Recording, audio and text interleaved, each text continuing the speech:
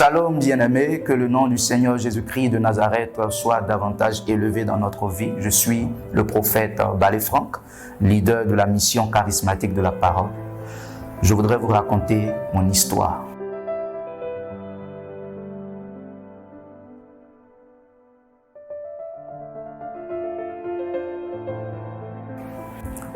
Toute histoire revêt d'un aspect personnel et singulier. Et je voudrais, par mon histoire, emmener quelqu'un à garder la foi et à rencontrer davantage le Seigneur.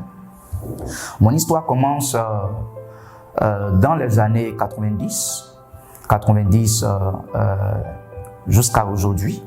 Le Seigneur m'a fait la grâce de naître dans une famille chrétienne dont le père était véritablement engagé dans la foi chrétienne et la mère également membre du département d'intercession de l'église que mes parents fréquentaient. Mais bien aimé, avoir des parents serviteurs de Dieu engagés dans la foi ne fait pas de vous un enfant de Dieu.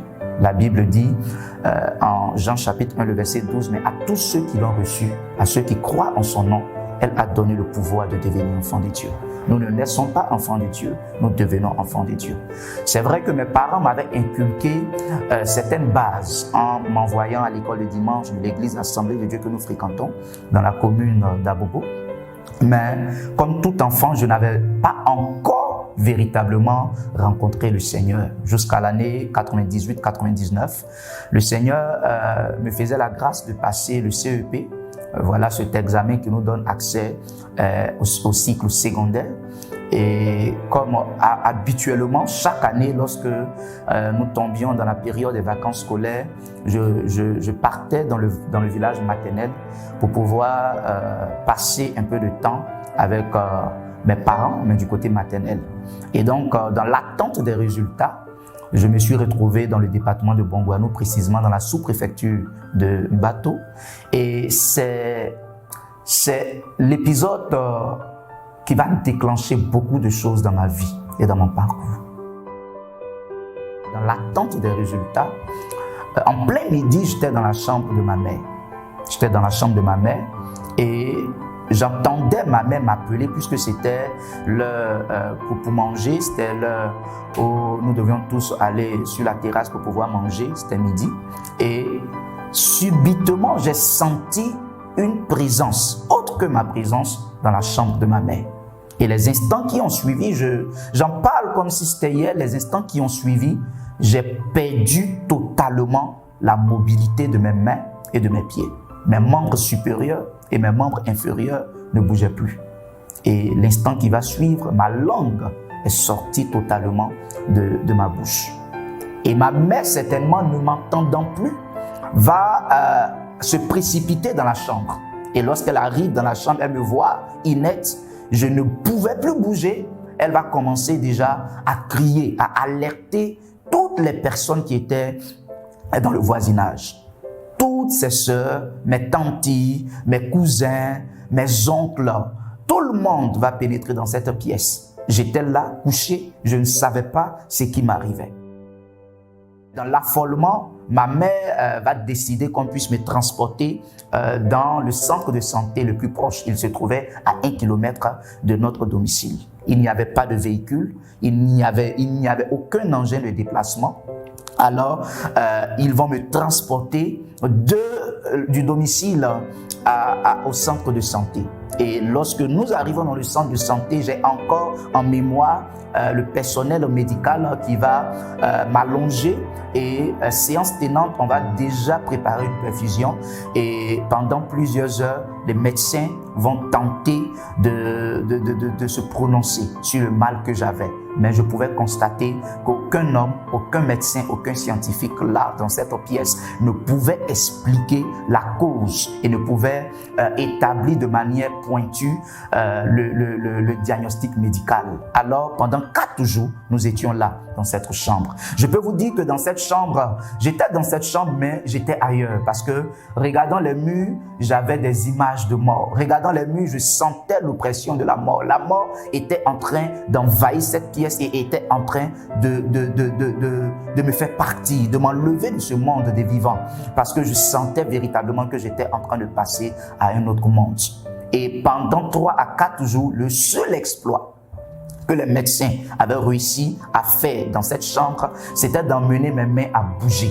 Et je pouvais bouger les mains, mais sans faire d'autres mouvements. Alors quand j'avais faim, je marquais sur une feuille, j'ai faim, et on partait acheter du café qu'on m'administrait par gouttes. Bien aimé, j'étais couché, je suis le seul garçon de ma mère, et donc l'aîné de surcroît, ma mère en quelque sorte voyait en moi demain la relève. Ma mère qui, ce jour-là, cette femme de prière, j'ai constaté, bien aimé, qu'elle était impuissante. J'ai constaté, bien aimé, que ma mère ne pouvait rien. Mais en réalité, j'étais en train, bien aimé, d'écrire mon histoire. Pendant que j'étais là, le 4e jour, le médecin avait décidé de nous évacuer soit à Bongouanou ou soit à Abidjan parce que ma situation échappait à sa maîtrise.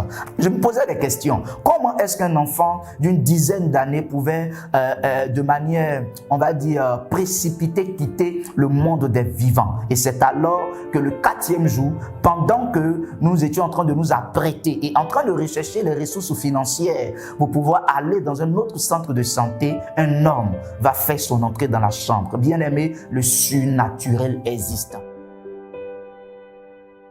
L'homme rentre dans ma chambre et lorsqu'il rentre dans la chambre, il regarde ma mère et sans protocole, il dit à ma mère, Jésus-Christ de Nazareth m'a envoyé prier pour ton fils. C'était comme si cet homme était informé de mon état. On ne savait pas d'où cet homme venait, mais bien aimé, dans pareil cas, on cherche toutes les solutions. Alors ma mère lui a dit, qu'est-ce qu'on a à faire? Et cet homme dit à ma mère, je dois prier pour ton fils. Bien aimé, j'étais couché. Je n'avais plus de vie en moi. Cet homme m'a regardé et je me rappelle de la seule phrase qui est sortie de sa bouche. Jésus-Christ de Nazareth, relève ton enfant. Automatiquement, bien aimé, en une fraction de secondes et de minutes, j'ai ressenti une autre présence, mais qui était meilleure que la présence qui m'avait gagné dans la chambre de ma mère. Cette présence, bien que je ne voyais personne physiquement, cette présence avait restauré mon cœur. Cette présence avait changé la réalité de la chambre. Cette présence m'avait un temps soit peu plongé dans un autre monde. Un monde où je découvrais que la vie était encore possible. Un monde où je découvrais que mon histoire ne s'arrêtait pas là où le diable avait décidé que mon histoire s'arrête. Il venait en quelque sorte de tourner une autre page et d'ouvrir un autre chapitre à mon histoire. Automatiquement, bien aimé, je me suis relevé. Automatiquement, mes pieds ont commencé à bouger. Mes mains également, mes yeux se sont écarquillés et je me suis assis.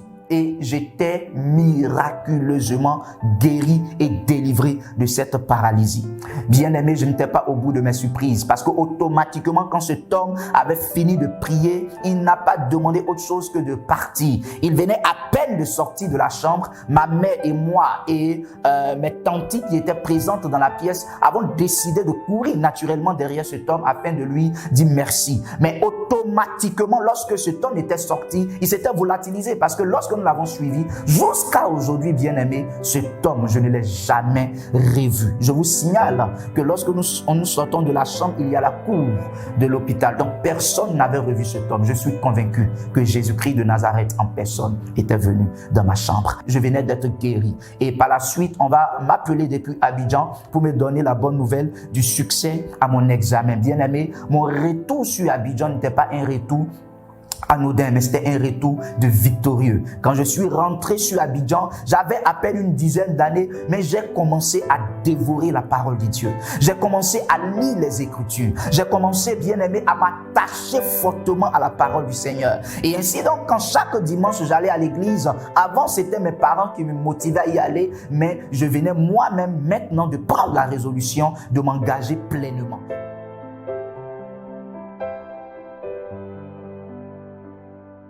J'arrive au 2e chapitre de mon histoire. 4e, je suis en vacances scolaires, en vacances au niveau de Yamoussoukro, chez la petite sœur à ma mère. Et la petite sœur à ma mère elle était propriétaire d'un kiosque à café. Et je tombe dans une situation où le gérant de ce kiosque à café avait commis une gaffe et devait quitter ce kiosque. Donc, automatiquement, ma tante me demande de pouvoir gérer ce kiosque à café. Alors, je me mets à gérer le kiosque à café et une expérience exceptionnelle, une expérience glorieuse se produira dans ce kiosque à café.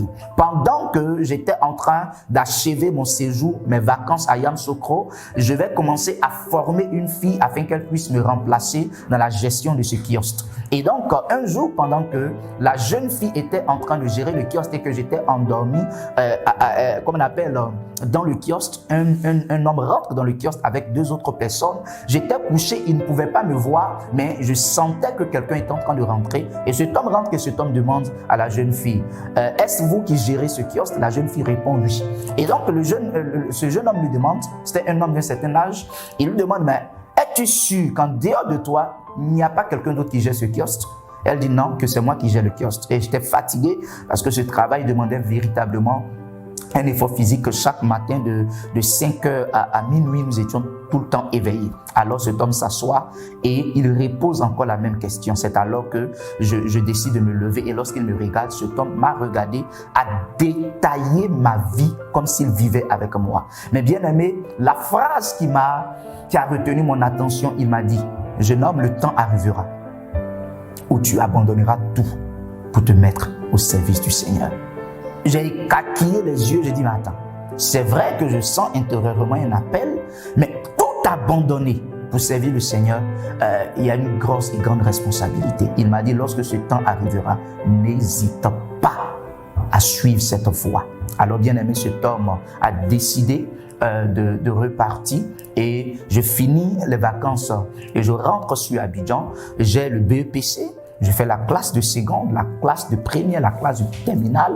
Et bien aimé, par la grâce de Dieu, j'ai le baccalauréat avec brio, avec mention. Le Seigneur me fait la grâce de pouvoir continuer mes études. Et donc, j'étais en train de finir le cycle ingénieur. Et pendant ce moment, j'avais pas l'expérience des cellules en milieu scolaire, en milieu dans les collèges. J'avais véritablement décidé de servir le Seigneur, mais j'étais à mi-temps, bien aimé. Il y a eu des moments où je dormais le ventre creux. Il y a eu des moments où je passais du temps à pleurer. Bien aimé, j'étais surendetté. J'avais honte parce que je prêtais de l'argent à certains amis de classe. Et j'avais honte parce que je priais pour des personnes. Lorsque ces personnes-là voulaient marquer leur reconnaissance au dernier moment, ces personnes s'éclipsaient. Je m'endettais avec le boutiquier qui était en face du studio. C'était la honte. Et notre cour était comme une cour commune. Et donc la vie de chaque personne était connue de tous. Bien aimé, c'était difficile et c'était compliqué. Il y a eu des moments où je dormais le ventre creux. Il y a eu des moments où je me brossais avec du savon. Il y a eu des moments où on se cachait à cause du propriétaire. Et dans cette pièce-là, bien-aimé, je vivais des expériences terribles. C'était difficile, bien-aimé. Je me rappelle, bien-aimé, qu'un jour, j'avais emprunté avec le boutiquier une boîte de sardines, un peu de riz local et puis un peu d'huile. Et vous savez, quand vous finissez ce mélange-là, l'odeur va prendre toute la cour. On a l'impression que c'est un cordon bleu qui est en train de préparer. Mais écoutez, le désert vous donne une certaine intelligence, quoi. Et vous voyez, le poisson est déchiqueté dans tout le riz et vous mangez avec passion, avec amour. Et je me souviens un jour, j'avais fini un long moment de jeûne, je n'avais rien pour descendre de ce jeûne, mais c'était avec du gari. Et le gari, il y avait juste un peu de sucre que j'avais éparpillé un peu. Et donc, quand je prends une partie où il n'y a pas du sucre, je sais que peut-être la prochaine fois, je vais toucher une partie où il y a le sucre. Juste pour dire que c'était une expérience véritablement difficile et terrible. Alors, bien aimé,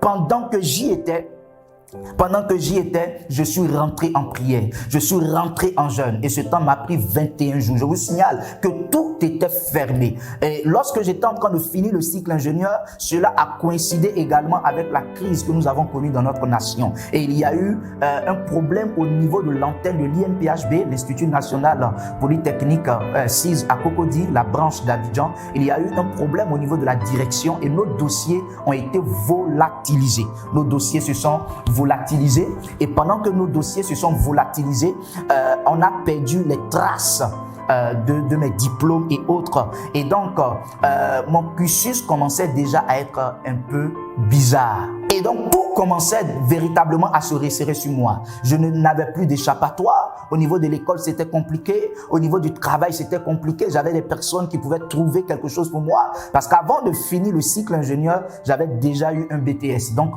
bien aimé, je pouvais véritablement travailler. Mais tout toutes les portes étaient fermées. Alors je suis rentré en présence de Dieu. J'ai cherché la face de Dieu. Et ce jour-là, ma soeur n'était pas là et j'étais seul dans la pièce. La porte était fermée et il n'y avait pas d'accès à cette maison-là. Et j'étais en prière. J'avais fléchi genoux. Ce jour-là, je priais, mais je ne sentais pas la présence de Dieu. Je sentais que le ciel était fermé. Et je sentais que mon cœur véritablement était troublé. Mais bien aimé, il s'est passé dans cette pièce quelque chose de surnaturel. À un moment, j'ai senti une bouffée d'air. À un moment, j'ai senti une présence rentrer dans cette pièce. Et ce jour-là, bien aimé, le Seigneur Jésus-Christ de Nazareth m'a visité de manière authentique, de manière tangible. J'ai rencontré dans cette pièce l'homme de Galilée. Et cet homme m'a révélé mon appel. Cet homme m'a parlé de ma vie. Cet homme m'a donné des orientations. Il m'a même donné le nom du ministère que je dirige aujourd'hui. Il m'a donné quelques étapes. Il m'a donné beaucoup de choses relatives à mon mandat en tant que prophète de l'Éternel. Et bien aimé, quand je suis sorti de cette pièce-là, les jours qui vont suivre, je me rappelle qu'un jour, pendant que je marchais, je rencontre un homme qui était totalement en état d'ébriété. Cet homme me regarde et cet homme me dit: apprête-toi, Dieu va te bénir de manière étonnante. Dieu va te surprendre. Bien aimé, cela coïncidait dans cette période avec les maigres moyens que nous avons à faire des croisades d'évangélisation, à faire des programmes. Dieu se manifestait, des âmes étaient touchées. Nous avons parcouru la plupart des terrains de la CDC, de Yopougon CDC. Des témoignages sortaient de partout. Bien aimé, Dieu était en train de mettre sur pied la mission que je dirige actuellement. Et donc, Dieu se manifestait de manière terrible. Mais bien aimé, au-delà du ministère, ma situation ne changeait pas. Parce qu'il y a une réalité. Vous pouvez avoir l'onction, vous pouvez avoir la puissance de Dieu. Mais vous devez comprendre que le salut est un package. Et le package, c'est le fait d'avoir certes le salut, mais c'est également bien aimé de pouvoir avoir une situation de vie stable. Et mes parents m'avaient abandonné. Ma mère ne faisait que m'appeler chaque jour pour me sermonner, pour me dire: mais tu es à Abidjan et tu ne passes que ton temps en train de servir le Seigneur. J'ai dit à ma mère: je réponds à l'appel du Seigneur. Et c'est ainsi qu'un jour, bien aimé, pendant que j'étais en train de recevoir, en pleine réception, je reçois un homme qui vient me voir. Cet homme me dit: homme de Dieu, je suis venu te voir. J'étais exaspéré. Ce jour-là, j'étais découragé par la tournure de l'œuvre de Dieu parce que c'était un perpétuel recommencement. Je me posais des questions, on faisait des croisades, on faisait des programmes. On avait véritablement la passion pour le Seigneur, mais c'était difficile. Financièrement, c'était difficile. Je priais pour des gens, mais bien aimé, il n'y avait pas de retour. Pas que nous le faisons pour attendre quelque chose en retour, mais bien aimé, vous savez une chose, l'ouvrier mérite son salaire. Et c'est ainsi que cet homme vient me rencontrer et il me dit: homme de Dieu, je suis venu te voir. Il y avait beaucoup de personnes qui étaient venues en réception. J'étais pressé, bien aimé, de libérer toutes ces personnes-là parce que j'avais des réalités. Et il m'a dit: tu as prié pour moi des années en arrière, mais aujourd'hui je suis venu parce que le Seigneur m'a visité. Je suis venu avec ma reconnaissance. Bien aimé, je vous épargnerai quelques points très importants de cette partie de ma vie à dessein. Mais cet homme-là, ce jour-là, avait un sac, un petit sac qu'il avait sur lui, et il fait descendre ce sac-là et il ouvre ce sac. Bien aimé, je peux vous garantir une chose: en l'espace d'une minute, Jésus-Christ de Nazareth peut changer votre vie. En l'espace d'une minute. Je venais de voir de toute ma vie jusqu'à aujourd'hui une somme d'argent que je n'avais jamais vue. Jésus-Christ de Nazareth venait de me surprendre, bien aimé. Et ce jour-là, bien aimé, lorsque cet homme a déposé cette somme d'argent, j'ai regardé cet homme, j'étais découragé. Mais bien aimé, quand j'ai vu la somme, il y a une onction qui est tombée sur ma vie, bien aimé. J'ai oublié tous les problèmes que j'avais. Je me suis levé, bien aimé. Je me suis levé. Ce jour-là, bien aimé, j'avais l'habitude d'appeler ma mère pour lui demander des transferts d'unité. Mais ce jour-là, j'ai appelé ma mère pour lui dire: je viens de te faire un dépôt. Et j'ai prié pour cet homme et il est parti. Et à partir de là, il y a eu un boom dans le ministère. Les choses ont commencé à se matérialiser de manière tangible. Et par la grâce de Dieu, le Seigneur permet que je puisse quitter la nation sans brandir mon diplôme. Mais le diplôme ne m'a pas servi à voyager. Mais l'appel de Dieu, l'onction de Dieu m'a servi à voyager. Et Et le Seigneur a fait des choses extraordinaires. Et Dieu, par la suite, a permis que je puisse également faire encore 2 autres nations. Juste pour dire une chose, l'Éternel des armées a été avec moi dès le départ jusqu'à aujourd'hui. Je me tiens là, vivant, plein de vie devant vous, parce que l'Éternel a été avec moi. Il m'a ramassé, il m'a pris de nulle part. Je ne mérite pas sa main tendue. Je ne mérite pas son amour. Je voudrais dire déjà, pendant que je termine déjà mon histoire, dire à quelqu'un, bien-aimé, il y a plusieurs histoires, mais la plus belle des histoires est celle qui est écrite par Jésus-Christ de Nazareth. Cette histoire est une histoire qui marche à coup sûr. Bien-aimé, c'est vrai, avec Jésus, on prend certainement l'escalier, on ne prend pas l'ascenseur. Mais nous savons une chose, dans un building, l'ascenseur ne nous mène jamais à la dalle, mais l'escalier nous mène toujours à la dalle, lentement, mais sûrement. Avec Jésus, ça marche toujours. Shalom à vous, que Dieu vous bénisse et que le nom du Seigneur Jésus-Christ soit davantage élevé dans votre vie. Que ce témoignage inspire en vous le réveil d'un champion. Rien n'est impossible à Jésus-Christ de Nazareth. Que Dieu vous bénisse. Shalom à vous.